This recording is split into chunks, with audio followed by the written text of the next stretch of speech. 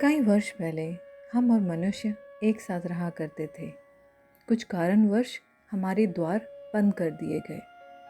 अनूरा को अपने नानी की बचपन में बताई गई कहानियाँ याद आती है। इतने में ही वो पशु मानव जैसा दिखने वाला व्यक्ति अनूरा और इक्षुक के सामने आ जाता है, जिसे देख अनूरा घबरा जाती है। तभी इक्षुक कहता है, तुम्हें डरने की ज़रूरत नहीं है। ये विजयन है। ये भी कभी तुम्हारी तरह मनुष्य हुआ करता था। यहाँ के जानवरों के श्राप से इसकी यह हालत हुई है। यहाँ के जानवरों के पास जादुई शक्तियाँ होती है। अगर उनसे तुम्हारा सामना हो जाए और वो तुम्हें कोई चोट या घायल कर दे तो वो तुम्हें श्राप दे सकते हैं। अगर तुम उनसे जिंदा बचकर निकल जाओ तब भी। अब ये श्राप के रहते कभी वापस अपनी दुनिया में नहीं जा पाएगा। इसीलिए मैं तुम्हें समझा रहा था। विजयन दिखने में काफ़ी लंबा चौड़ा था और उसकी पक्षियों वाली आंखें नीली, पर वो कुछ बोलता नहीं था। चलो, अब तुम कुछ खा लो और अगले 12-13 दिन तक इस कुटिया से मत निकलना। और जैसे ही हंसिया चांद वाली रात आएगी तो हम तुम्हें तुम्हारी दुनिया में वापस पहुंचा देंगे। अब वे लोग कुटिया के अंदर पहुंच जाते हैं। वहाँ पर ढेर सारे फल, फूल, चावल और सूप रखा हुआ था। अनूरा सूप को फटाफट वहाँ रखे एक लकड़ी के कटोरे में परोसकर पीने लगती है और उसे काफ़ी भूख जो लगी थी। फिर उसी कटोरी में चावल डालकर खाने लगती है। अब जब उसका पेट भर चुका था, वह विजयन और इक्षुक की तरफ देखती है। वे दोनों उसे ही देख रहे थे। उन्हें भी पता था कि उसे काफ़ी भूख लगी होगी और वे दोनों भी उसके पास जाकर बैठ जाते हैं और कुछ फल खाने लगते हैं। इतने में ही अनूरा विजयन की तरफ देखती है और इक्षुक से पूछती है, क्या ये कभी अपने श्राप से मुक्त नहीं हो पाएगा? हाँ, हो सकता है। जब जिस जानवर ने इसे श्राप दिया हो वो ही इसे वापस ले ले, जो कि नामुमकिन है। यहाँ के जानवर इंसानों को बिल्कुल नहीं पसंद करते, देखते ही हमला कर देते हैं। अच्छा, और आप यहाँ कैसे? अनूरा ने इक्षुक से पूछा। ये दुनिया इन जानवरों के साथ साथ हमारी भी है, क्योंकि ना तो हम पूरी तरह इंसान हैं और ना ही हम जानवर। हमारा काम तो जड़ी बूटियों का है। यहाँ के जो मासूम जानवर हैं, हम उनका इलाज करते हैं और बदले में वो हमें कुछ फल फूल दे जाते हैं। बस यही हमारा काम है। मेरे जैसे और भी है इस घने जंगल में। यहाँ के जानवरों से हमें कोई खतरा नहीं, सिवाय एक के, वज्रा। वज्रा एक विशालकाय सांप है जिसके पास कई सारी जादुई शक्तियाँ हैं। वह किसी से नहीं डरता। उसे ना तो यहाँ के जानवरों से लगाव है, ना हमसे, ना फिर कोई इंसान से। इसी वजह से हमारी दुनिया में और इंसानों की दुनिया में दूरियां आई है। वज्रा की वजह से? हाँ, वज्रा की वजह से। अपने इस क्रूर स्वभाव के कारण इसने कुछ मासूम इंसानों की जान लेकर उन्हें अपना शिकार बनाया। इसी कारण हमारे पूर्वज ने यह तय किया कि हमारी दुनिया और इंसानों की दुनिया को अलग कर दिया जाएगा, ताकि दोनों दुनिया के जीव सुरक्षित रह सके। इस वज्रा को मारना लगभग नामुमकिन है। उसे वरदान प्राप्त है। उसे सिर्फ ऐसा इंसान मार सकता है जिसके अंदर किसी भी प्रकार का भय न हो, और जब वो इंसान उसके सामने हो तो वो उसके भयानक रूप से ना डरे, ना उसकी ताकत से, और ना ही उसके किसी भी प्रकार के वार से। ऐसा ही इंसान उसका वध कर सकता है। इतने में ही विजयन कुछ हल्के पीले रंग के वस्त्र लेकर अनूरा को देता है।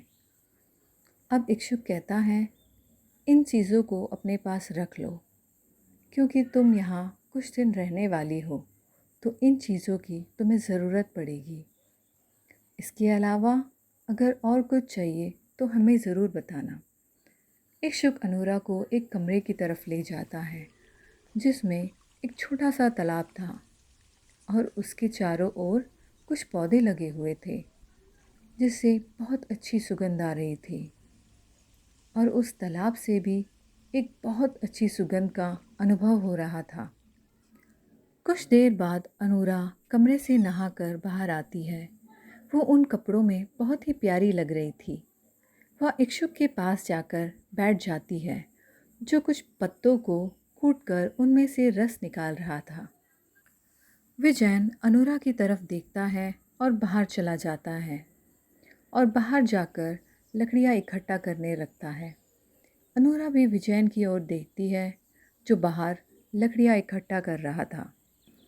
अनूरा इक्षुक से जड़ी बूटियों के बारे में जानने की इच्छा प्रकट करती है। इक्षुक उसे वहाँ के फूल पत्तों के बारे में बताता है, उनके गुणों के बारे में बताता है। इक्षुक किसी जानवर के लिए लेप बना रहा था।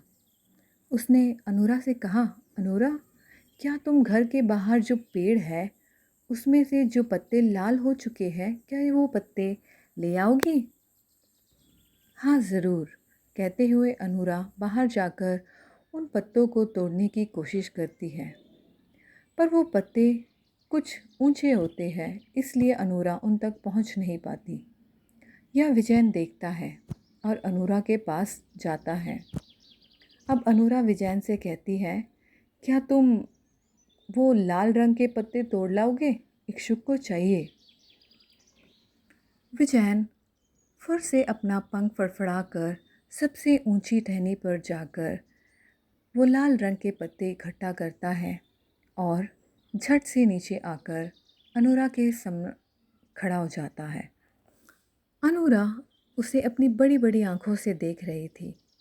इतने में ही इक्षुक की आवाज़ आई, अनूरा, क्या तुम्हें पत्ते मिल गए? अनूरा उन पत्तों को लेकर इक्षुक के पास चली गई। अब दूसरे दिन सुबह अनूरा जब उठकर बाहर जाती है तो विजयन और इक्षुक बैठकर वहाँ नाश्ता कर रहे थे। अनूरा उनके पास जाकर बैठ गई और कहा, नाश्ते में क्या है? अनूरा ने पूछा। वहाँ मेज़ पर कुछ मोटी सी रोटी जैसी चीज़ रखी हुई थी। ये क्या है? कहते हुए वो उस रोटी को अपने हाथ में लेती है और लेकर खाने लगती है। ये तो बड़ा स्वादिष्ट है। जैसे ही वो नाश्ता खाकर ख़त्म करते हैं, अनूरा कहती है, क्या मैं इस जंगल में आसपास घूम सकती हूँ? इक्षुक नाराज़ होकर कहता है, मैंने तुम्हें समझाया तो था कि यहाँ कितना खतरा है। बस कुछ दिन की बात है, यहीं इस कुटिया में रहो और जब वक्त आएगा तो अपने घर चले जाना। कहकर इक्षुक कुटिया के अंदर चला जाता है और विजयन भी कुछ देर बाद वहाँ से उठकर चला जाता है। अब अकेली अनूरा वहाँ बैठकर ख्यालों में खोई हुई रहती है। कुछ देर बाद वहाँ विजयन आता है और अनूरा के सामने खड़ा हो जाता है। अनूरा अपने ख्यालों से बाहर आती है और वो विजयन की तरफ देखती है और पूछती है, क्या हुआ? विजयन अपना हाथ आगे करता है। अनूरा फिर पूछती है, क्या चाहिए? फिर विजयन कुछ दूर जाता है और उसे अपने पास आने का इशारा करता है। अनूरा उसके पास जाती है। विजयन उसका हाथ धीरे से पकड़कर अपनी तरफ खींचता है और पंख फड़फड़ाकर ऊपर की तरफ उड़ जाता है। अनूरा ज़ोरों से चीखती है।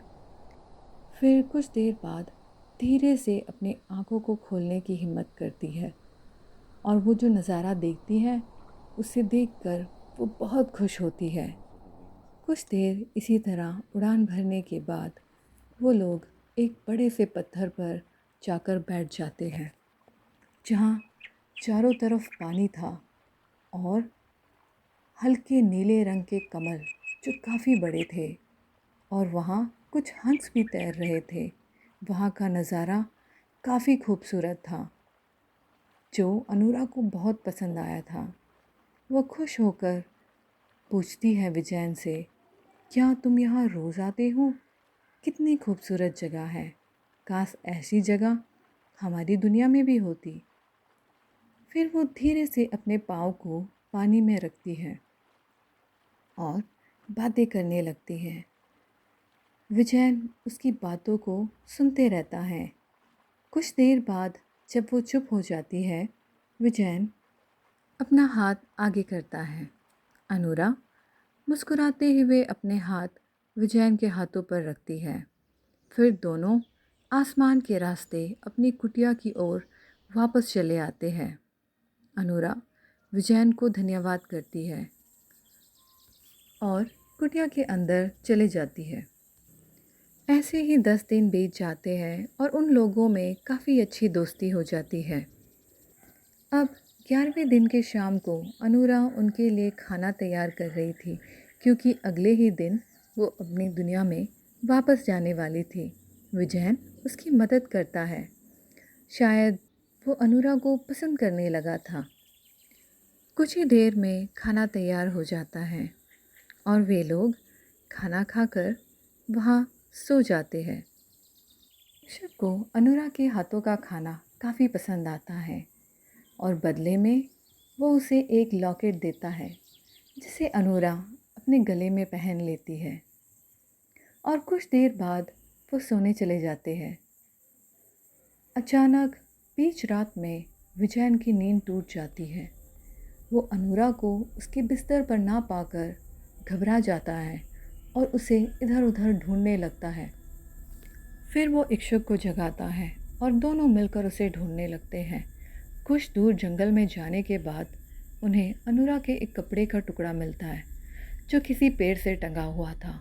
इतने में ही एक विशालकाय सांप उन पर हमला कर देता है।